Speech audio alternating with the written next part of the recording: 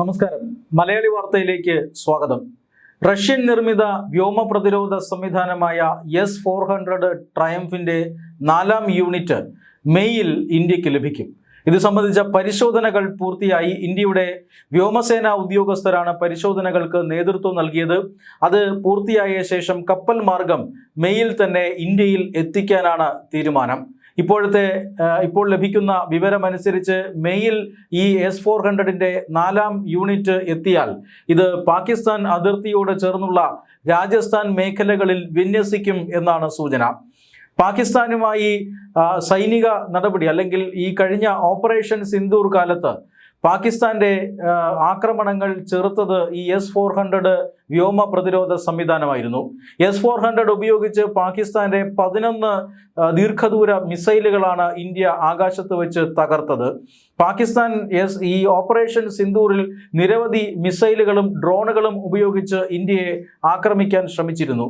എന്നാൽ ഈ ഡ്രോണുകളും മിസൈലുകളും എല്ലാം ആകാശത്ത് വെച്ച് തകർക്കുകയാണ് ചെയ്തത്. പാകിസ്ഥാന്റെ ഈ ആക്രമണങ്ങളൊന്നും തന്നെ ലക്ഷ്യം കണ്ടിരുന്നില്ല.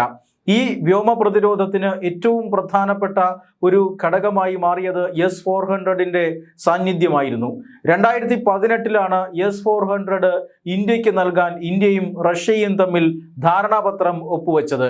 അതനുസരിച്ച് ഇതുവരെ 3 യൂണിറ്റ് S-400 ഇന്ത്യക്ക് നൽകി കഴിഞ്ഞിരുന്നു.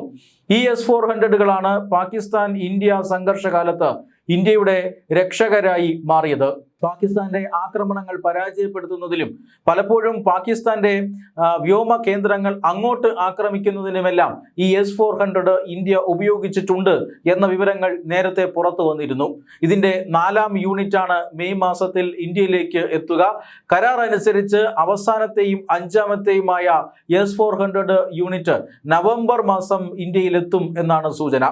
മാത്രമല്ല, ഇന്ത്യൻ വ്യോമസേനയ്ക്ക് കരുത്തു പകരാനായി 280ഓളം മിസൈലുകൾ റഷ്യയിൽ നിന്ന് വാങ്ങാനും ഡ്രോണുകളെ പ്രതിരോധിക്കാനുള്ള സംവിധാനം റഷ്യയും ഇന്ത്യയും സംയുക്തമായി ഇന്ത്യയിൽ നിർമ്മിക്കാനുമുള്ള പദ്ധതികളും ഉടൻ വന്നേക്കും. കഴിഞ്ഞ മാർച്ചിലാണ് പ്രതിരോധ മന്ത്രി രാജ്നാഥ് സിംഗിന്റെ നേതൃത്വത്തിൽ ഡിഫൻസ് അക്വിസിഷൻ കൗൺസിൽ ഏതാണ്ട് 2,38,000 കോടി രൂപയുടെ പർച്ചേസുകൾക്ക് അന്തിമ രൂപം നൽകിയത്. ഈ വാങ്ങലുകളിൽ സേനയുടെ അത്യാധുനികമായ ആയുധങ്ങൾ കൈക്കലാക്കുന്നതിന് വേണ്ടിയിട്ടാണ് ഇത്രയധികം പദ്ധതികൾ അംഗീകരിച്ചിരിക്കുന്നത്.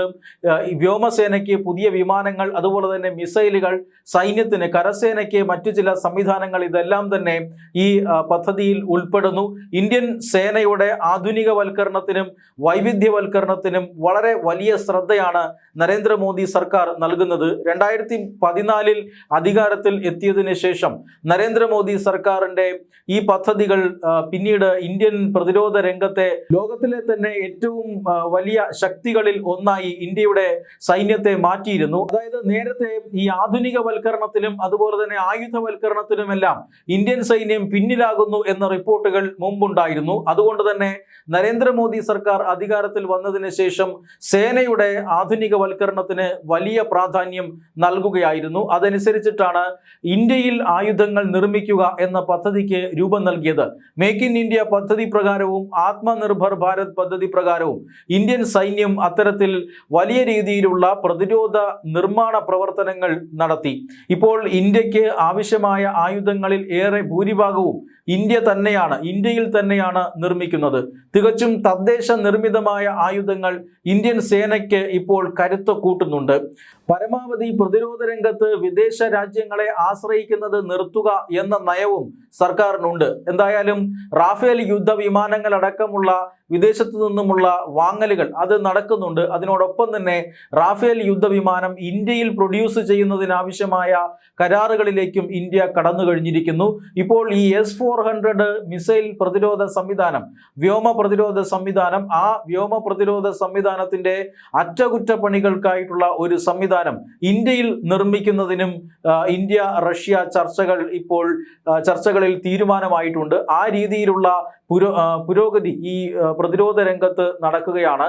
പ്രതിരോധ ആവശ്യങ്ങൾക്ക് വേണ്ടിയിട്ടുള്ള ആയുധങ്ങൾ വിദേശത്തു നിന്നും പരമാവധി അല്ലെങ്കിൽ വൻതോതിൽ ഇറക്കുമതി ചെയ്തിരുന്ന രാജ്യം എന്ന നിലയിലേക്ക് പ്രതിരോധ ആയുധങ്ങൾ അല്ലെങ്കിൽ പ്രതിരോധത്തിനാവശ്യമായ കാര്യങ്ങൾ അതെല്ലാം ഇന്ത്യയിൽ തന്നെ നിർമ്മിക്കുന്ന രാജ്യമായി, ഇന്ത്യ നിർമ്മിക്കുന്ന ആയുധങ്ങൾ അത് മിസൈലുകളും യുദ്ധവിമാനങ്ങളും അടക്കം കയറ്റുമതി ചെയ്യുന്ന രാജ്യമായും മാറിക്കഴിഞ്ഞിരിക്കുന്നു ഇപ്പോൾ ഭാരതം. ഇന്ത്യയുടെ പ്രതിരോധ കയറ്റുമതി വർദ്ധിപ്പിക്കുന്നതിനുള്ള ഊർജിതമായ ശ്രമങ്ങളും ഇപ്പോൾ നടക്കുകയാണ്. ഇന്ത്യ തദ്ദേശീയമായി വികസിപ്പിച്ച തേജസ് യുദ്ധവിമാനത്തിന്റെ പ്രവർത്തനം ഇപ്പോൾ വലിയ തൃപ്തികരമായി നടക്കുന്നു എന്ന റിപ്പോർട്ടുകളുണ്ട്.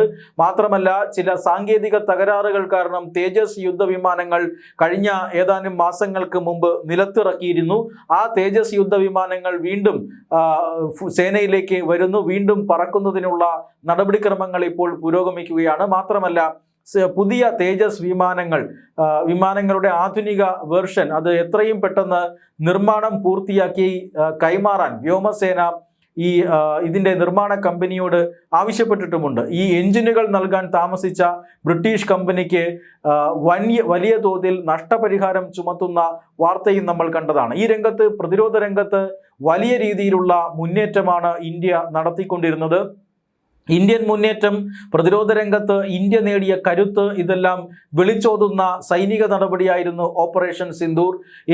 കഴിഞ്ഞ ഏപ്രിൽ മാസത്തിൽ നടന്ന പഹൽഗാം ഭീകരാക്രമണം, ആ ഭീകരാക്രമണത്തിന് മറുപടി എന്ന നിലയിലാണ് ഓപ്പറേഷൻ സിന്ദൂർ ഇന്ത്യ നടത്തിയത്. പാകിസ്ഥാന്റെ ഭീകര കേന്ദ്രങ്ങൾക്ക് നേരെയായിരുന്നു ആദ്യഘട്ടത്തിൽ ആക്രമണം നടത്തിയത്. എന്നാൽ ഇതിന് പാകിസ്ഥാൻ തിരിച്ചടിക്കാൻ മുതിർന്നതോടെ ഇന്ത്യ പാകിസ്ഥാൻ സൈനിക കേന്ദ്രങ്ങൾക്ക് നേരെയും കനത്ത ആക്രമണം നടത്തുകയായിരുന്നു. പാകിസ്ഥാന്റെ 13 വ്യോമ കേന്ദ്രങ്ങളിൽ, തന്ത്രപ്രധാനമായ 11 കേന്ദ്രങ്ങളിലും ഇന്ത്യ ശക്തമായ ആക്രമണം നടത്തി. ഈ ആക്രമണത്തിന് ശേഷമാണ് വെടിനിർത്തൽ വേണമെന്ന് പാകിസ്ഥാൻ ഇന്ത്യയോട് ആവശ്യപ്പെടുന്നതും പിന്നീട് വെടിനിർത്തലിന് ഇന്ത്യ സമ്മതം മൂളുന്നതും വെടിനിർത്തൽ പ്രാബല്യത്തിൽ വരുന്നതും. ഇങ്ങനെ പാകിസ്ഥാനെ മുട്ടുകുത്തിച്ച ഒരു വലിയ സൈനിക നടപടി, അത് ഇന്ത്യയുടെ ഈ അനുഭവ സമ്പത്ത് അല്ലെങ്കിൽ ഇന്ത്യയുടെ ഇപ്പോഴത്തെ ഒരു സൈനിക കരുത്ത്, ഇതെല്ലാം തന്നെ വിളിച്ചോതുന്നതായിരുന്നു. ഓപ്പറേഷൻ സിന്ദൂറിൽ ഏറ്റവും കൂടുതൽ ഈ സംഹാരശേഷിയായി മാറിയ ആയുധങ്ങൾ അത് ഇന്ത്യ തദ്ദേശീയമായി നിർമ്മിച്ച ആയുധങ്ങളായിരുന്നു എന്ന് പിന്നീട് പ്രതിരോധ മന്ത്രാലയം വിലയിരുത്തിയിരുന്നു. ഇന്ത്യ തദ്ദേശീയമായി നിർമ്മിച്ച ഡ്രോൺ പ്രതിരോധ സംവിധാനങ്ങൾ അടക്കം ഈ ഓപ്പറേഷൻ സിന്ദൂർ സൈനിക നടപടിക്കിടയിൽ പരിശോധിച്ചുവെന്നും അതിൻ്റെ കൃത്യത അത് ഉറപ്പുവരുത്തിയെന്നും ആണ്, അല്ലെങ്കിൽ കൃത്യത അനുഭവിച്ചറിഞ്ഞുവെന്നുമാണ് പിന്നീട് പ്രതിരോധ മന്ത്രാലയം വിലയിരുത്തിയത്. ഇന്ത്യയെ ആക്രമിക്കാനായി പാകിസ്ഥാൻ പ്രയോഗിച്ച ചൈനീസ് നിർമ്മിത മിസൈലുകൾ, അതോടൊപ്പം തന്നെ പാകിസ്ഥാന് വ്യോമ പ്രതിരോധ സംവിധാനമുണ്ട് എന്ന് പൊങ്ങച്ചം കാട്ടിയിരുന്നു. ആ വ്യോമ പ്രതിരോധ സംവിധാനങ്ങൾ ചൈന നിർമ്മിച്ചവയാണ്. എന്നാൽ പാകിസ്ഥാന്റെ വ്യോമ പ്രതിരോധ സംവിധാനങ്ങൾ മറികടന്ന് ഇന്ത്യയുടെ ബ്രഹ്മോസ് മിസൈലുകൾ പാകിസ്ഥാന്റെ വളരെ ഉള്ളിൽ ഏതാണ്ട് 300-400 കിലോമീറ്റർ വരെ അകത്തേക്ക് കയറി ചെന്ന് ആക്രമണം നടത്താൻ ഇന്ത്യക്ക് അന്ന് കഴിഞ്ഞിരുന്നു. ഇപ്പോൾ ആ ആക്രമണമാണ് പാകിസ്ഥാനെ മുട്ടുകുത്തിച്ചത്. അതിന് തിരിച്ചടിയായി പാകിസ്ഥാൻ നടത്തിയ ആക്രമണങ്ങൾ ഇന്ത്യയുടെ വ്യോമ പ്രതിരോധ സംവിധാനത്തിൽ തട്ടി തകരുകയും ചെയ്തിരുന്നു. ഈ വ്യോമ പ്രതിരോധ സംവിധാനത്തിൽ നിർണായകമായ പങ്ക് വഹിച്ചത് S-400 വ്യോമ പ്രതിരോധ സംവിധാനമാണ്. S-400 പ്രതിരോധത്തിന് മാത്രമല്ല ആക്രമണത്തിനും ഇന്ത്യക്ക് ഉപയോഗിക്കാൻ സാധിക്കും. ഈ മിസൈലുകൾ ഉപയോഗിച്ച് പാകിസ്ഥാന്റെ ഏതാണ്ട് 400 കിലോമീറ്റർ ഉള്ളിലേക്ക് അതിനപ്പുറത്തേക്ക് വരെയുള്ള വ്യോമ കേന്ദ്രങ്ങൾ ആക്രമിക്കാനുള്ള ശേഷി S-400 സംവിധാനങ്ങൾക്കുണ്ട്. അതുകൊണ്ട് തന്നെ S-400ന്റെ 4ാം യൂണിറ്റിന്റെ വിന്യാസം പാകിസ്ഥാനെ സംബന്ധിച്ചിടത്തോളം ഒരു തിരിച്ചടിയാണ്. പാകിസ്ഥാനെ സംബന്ധിച്ചിടത്തോളം ആശങ്ക വർദ്ധിപ്പിക്കുന്നത് കൂടിയാണ്.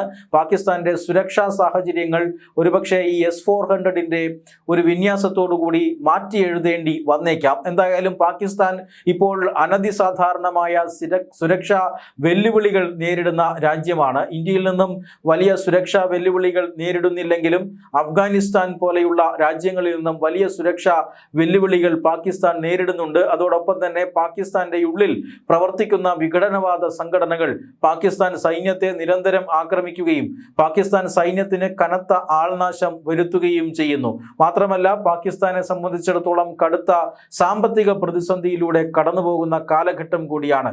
ഈ സാഹചര്യത്തിലാണ് S-400 വ്യോമ പ്രതിരോധ സംവിധാനത്തിന്റെ വിന്യാസം പാകിസ്ഥാനെ ആശങ്കയിലാഴ്ത്തുന്നത്.